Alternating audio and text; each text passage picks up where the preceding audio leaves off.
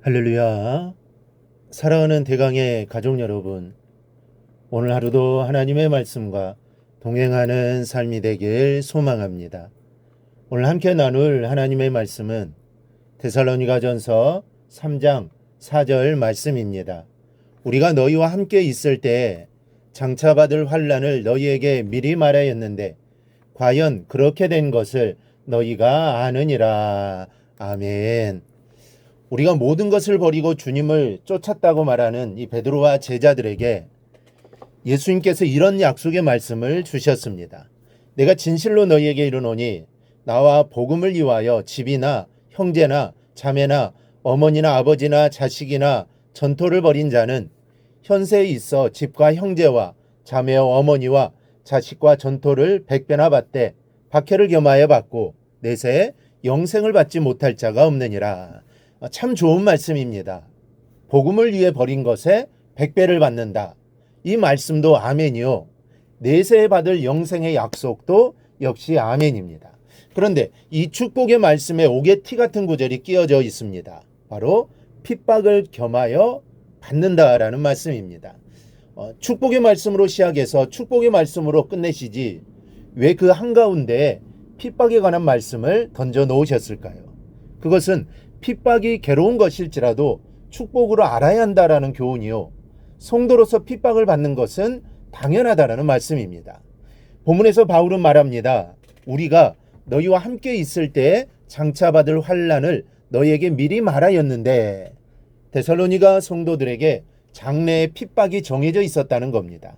그 정해진 핍박을 바울이 이야기해 주었고 그 예언 그대로 핍박을 당하게 되었다라는 말씀입니다. 이 데살로니가 성도들에게만 핍박이 정해진 것입니까? 그렇지 않습니다. 크리스천이라면 누구나 정해진 분량의 핍박이 있는 것입니다. 이 사도행전 11장 22절에 보면 우리가 하나님의 나라에 들어가려면 많은 환난을 겪어야 할 것이라 말씀합니다. 하나님 나라를 향하는 사람에게 핍박은 필수라는 것이죠. 그런데 지금 우리의 모습을 살펴보십시오. 우리를 핍박하는 사람들이 어디 있습니까? 다른 민족이 우리를 핍박합니까? 아니면 이 나라의 공권력이 우리를 핍박합니까?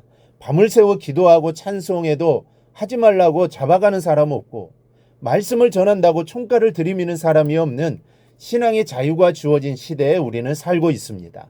즉 마음껏 기도하고 찬송하고 말씀을 대할 수 있습니다.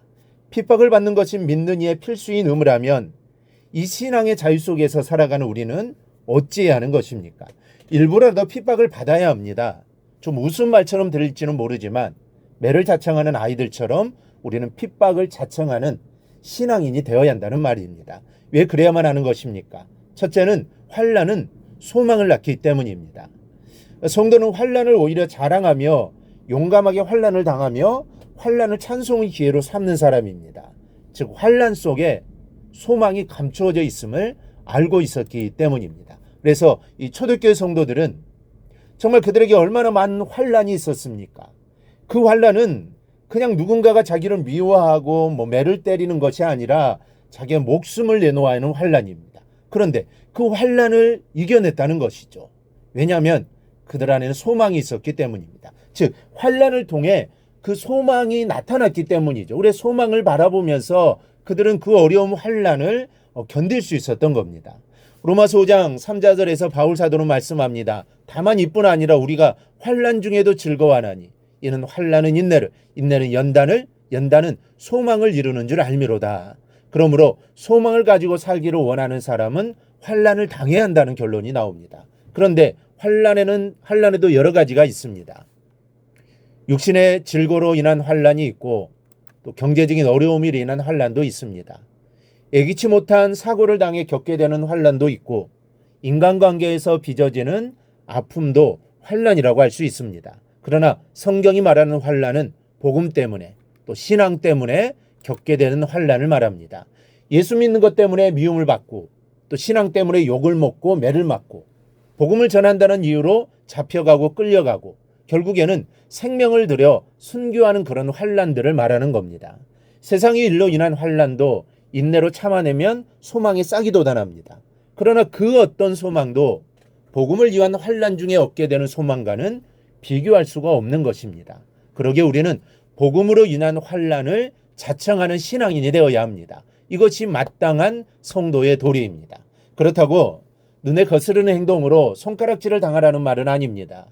신앙인으로서 품위를 잃지 말고 복음 들고 나가서 사람들을 만나는 과정에서 시례하는 눈치라도 받고 문전에서 박대라도 당해보고 때로는 예수님 때문에 욕이라도 먹어봐야 하는 것이 도리라는 겁니다. 그리고 그런 상황에 놓이는 것을 두려워해서는 안 된다는 겁니다. 짜증내서는 안 됩니다. 당연한 일이고 우리가 당연히 겪어야 한다는 생각을 가져야 하는 겁니다. 그런 아주 작은 핍박이라도 경험해 보아야 주님께 나를 위해 받은 십자가의 고통과 수치를 만분의 1이라도 깨달아 알 수 있게 되고 십자가 사랑을 느끼는 그런 경험 속에서 내 안에 깊숙이 자리 잡는 참된 소망을 그 무엇도 빼앗을 수 없는 참된 자유를 얻게 되는 겁니다. 또 하나 핍박은 우리를 구원으로 인도하는 아픔이기 때문입니다. 이 고통에는 두 가지가 있습니다. 우리를 구원으로 인도하는 고통과 우리를 사망으로 인도하는 고통이 있습니다. 주님을 위해 핍박을 받는 것은 사람들을 구원으로 인도하는 고통입니다. 핍박을 경험하면 처음에는 부끄럽기도 하고 마음이 상하기도 하지만 이 핍박을 거듭 경험할수록 그 안에서 오히려 내가 소유한 이 구원이 얼마나 소중한 것인가를 알게 됩니다. 여러분, 내게도 복음으로 인해 받은 환난이 있어야 합니다. 그것이 내 신앙이 살아있다는 증거입니다. 복음을 들고 일부러라도 핍박의 자리로 가봐야 합니다. 세상으로 나가야 합니다. 그러면 그곳에서 주님께서 예비해 놓으신 예기치 못한 은혜를 체험하게 될 것입니다. 오늘 말씀을 듣는 우리 모두도 복음의 자리로 나가 나에게 베풀어 주신 이 복음이 어떻게 나에게 오게 되었고 얼마나 귀한 것인지를 깨닫는 우리 모두가 되기를 주님의 이름으로 축원합니다. 오늘 묵상한 말씀을 굳게 잡고 삶으로 실천하며 살아내는 대강의 모든 성도들이 되기를 축복합니다.